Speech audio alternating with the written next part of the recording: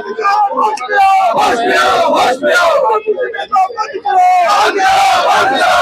सरकार हाय हाय उमर सरकार हाय हाय। पदों के लिए रिक्रूटमेंट की जा रही है, उसके अंदर उमर अब्दुल्ला की सरकार ने ये दिखा दिया है कि वो केवल एक वर्ग की और एक खित्ते की दल है, उसको पूरे जम्मू कश्मीर की चिंता नहीं है।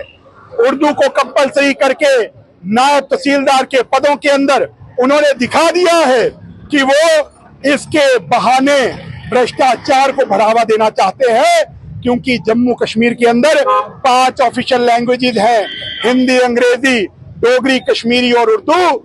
जबकि आपने रखना था तो ऑप्शनल रखते कि 5 में से कोई भी लैंग्वेज को ऑप्ट कर सकते हैं, परंतु उर्दू को कंपलसरी करना ये उनका जो आंतरिक इनकी जो एक सोच है, जो जम्मू विरोधी है और नौजवान विरोधी है, उसको दर्शाता है। पर नौजवान इसको स्वीकार नहीं करेगा और ये केवल आज एक नमूना है जो प्रदर्शन किया है। आने वाले समय पर अगर इस रिक्रूटमेंट को वापस नहीं लिया गया तो नौजवान गली मोहल्ले से, स्कूल कॉलेजेस से निकलेंगे और उमर अब्दुल्ला की सरकार की ईंट से ईंट बजा देंगे।